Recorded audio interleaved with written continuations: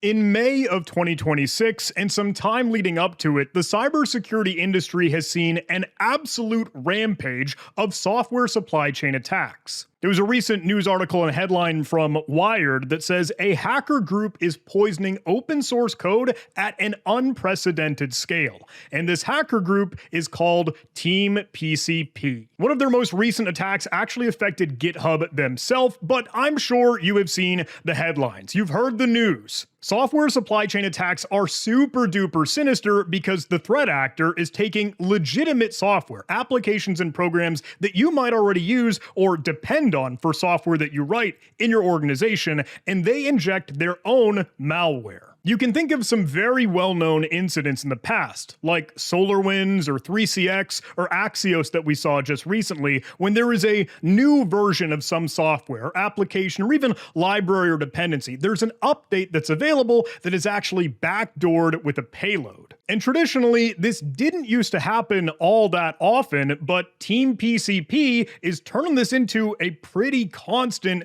fire. The most recent incident last month in May that got the most headlines and alarm bells and sirens going off was when the supply chain attack affected GitHub.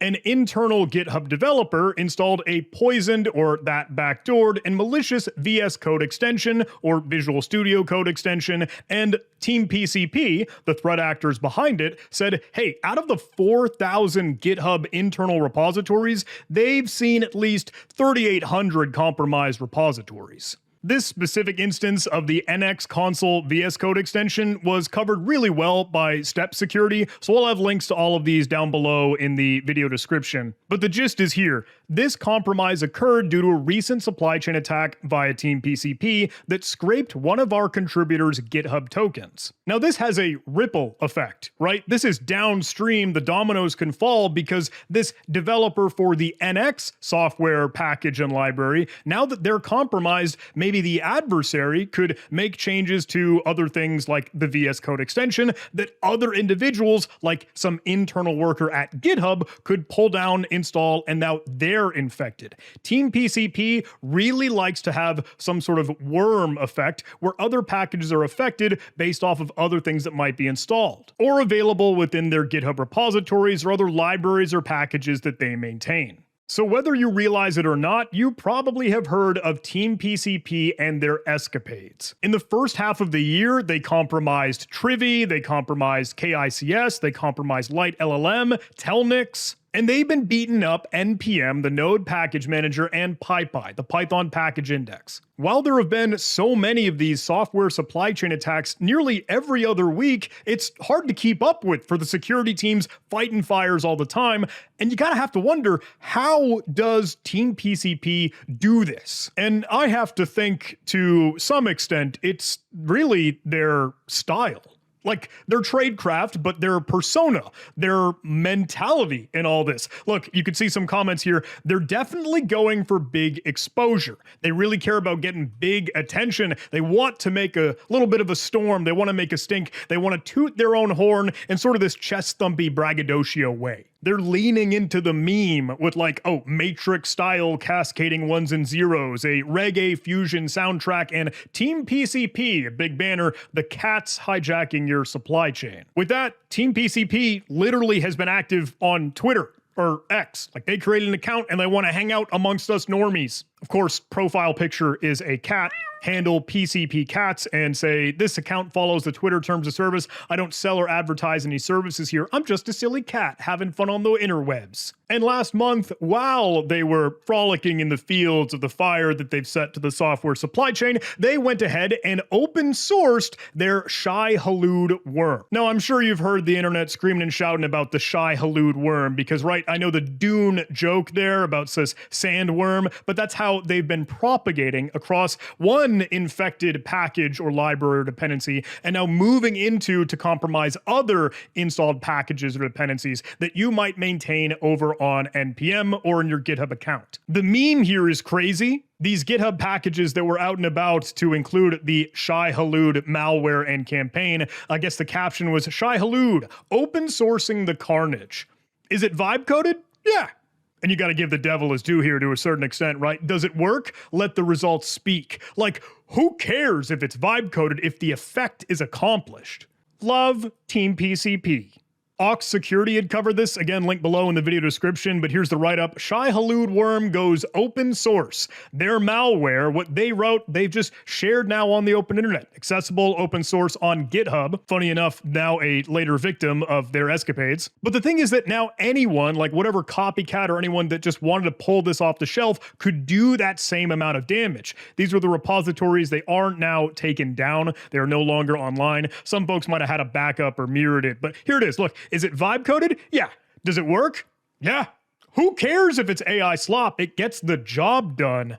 And they go through more of the investigation, some more of the details here. They're leaning into the meme. Look, ha ha hee hee. All the folks, they're alluding to cats. Here's a meow for that user profile. Their profile pictures are cats. Like, okay. They dig into some of the code, they show some of the syntax, so at least there's some good actionable stuff in there, because I think the indicators that might be worthwhile for you, or at least really what becomes threat intelligence, is actually just what matters. But I like this bit here at the end. Team PCP isn't just spreading malware anymore, they're spreading capability. And that's kind of the kicker, right? That's the part that hurts.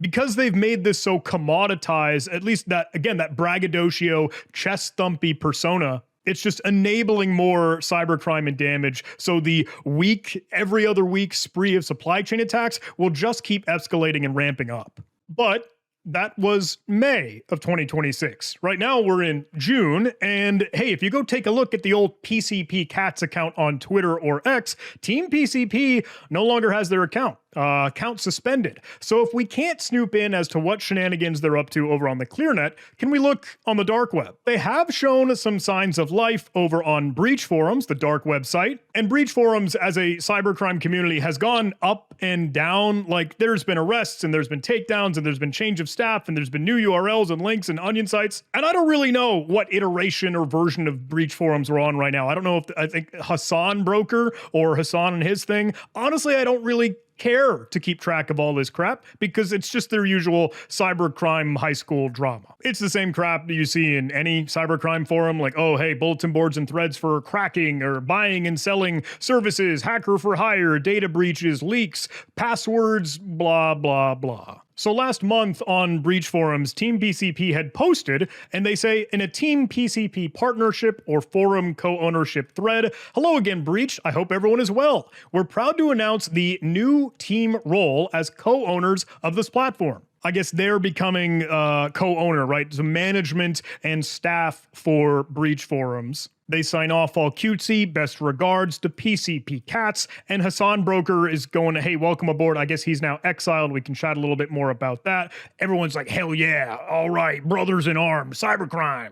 And hey, the way that I'm tracking down a lot of these dark web posts and cybercrime shenanigans is thanks to Flare. Flare is an identity-first cyber threat intelligence platform and solution, and they are collapsing the gap between detection and real remediation. They have a huge amount of insight into the dark web and the cybercrime ecosystem. Think ransomware leak sites or Telegram chats or InfoStealer malware logs. So what I've done is super simple. Honestly, just logging into their platform, hopping over to the Events tab, and the Global Search tab basically lets you search for anything across their entire data set. And here we can see some folks screaming and shouting in the Jacuzzi Telegram here. They give you the link and the onion URLs if they're looking at any of the dark web sites. And while you don't need to fire up the Tor browser or actually connect to them, you could just see what other shenanigans they're sharing right in the platform. Oh, but here's some more of the cybercrime whining, right? Hassan says Team PCP has been reselling some of the GitHub data even after he said he sold it. He's actively scamming his customers, and the plot gets even worse. The picture here that they include of, the authentic, full GitHub Team PCP leak from May 2026. Starting to ruffle some feathers, though, with Hassan and Team PCP not getting along. That brings us to the today timeline. We're over on Breach Forums just this past weekend on Saturday. Team PCP posts another,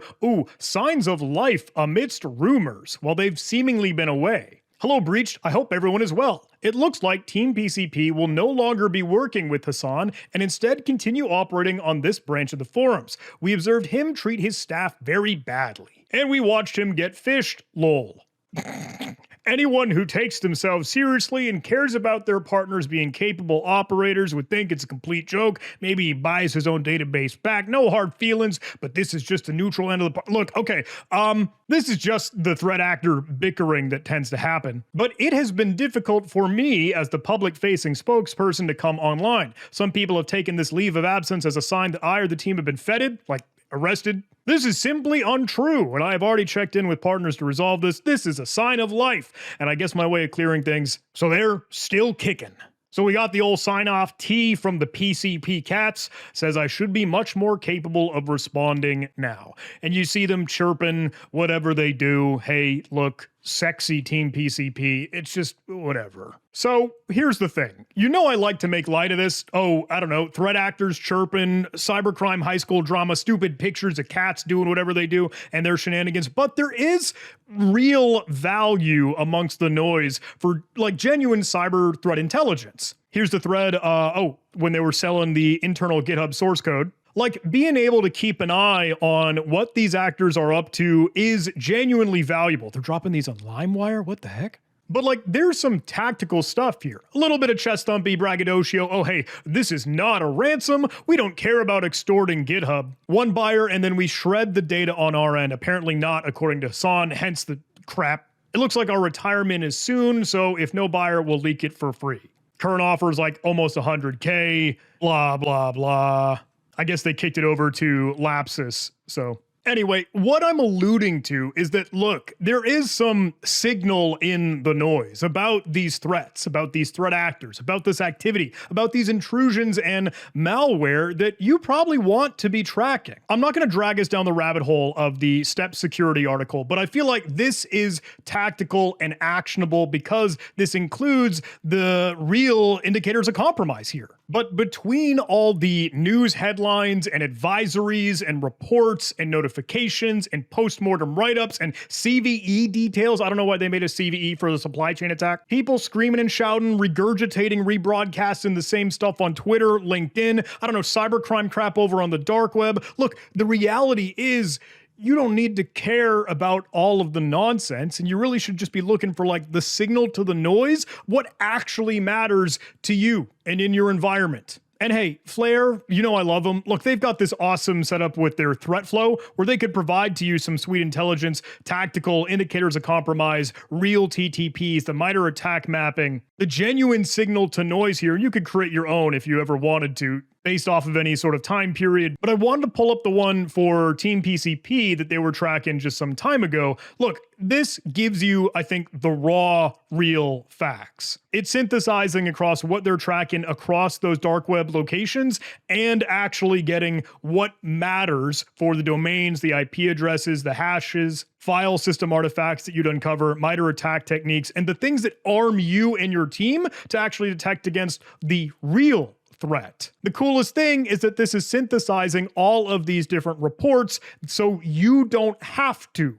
And a really awesome new thing that they've cooked up here is their intelligence solution. This basically lets you search for anything and everything in a much faster, better way. Let me go look for Team PCP here to get a little bit more tactical with what our conversation is. And here you can see the chatter on XSS when they open source the Shai-Hulud. They're automatically analyzing this, getting the more tactical stuff like the GitHub repositories that are pertinent. And you can get a heck of a lot more granular with this given their filters, where you could choose whether it's an actor, an attack pattern, a campaign, any specific thing like a vulnerability or CVE itself, the time that you're looking for, the metadata as to where you're pulling these from. And if I close out, I'll show you another one here, like the Team PCP entry notes that, hey, we're actually synthesizing this article from Wiz with a grade of like, this is pretty reliable. These are all part of the STIX and TAXI, sort of like protocols or standards or schemas that are used for threat intelligence. Pulling out some of the imagery, getting the threat context. These become actually actionable and valuable for you. One cool thing I wanted to be sure to mention is that they are partnering with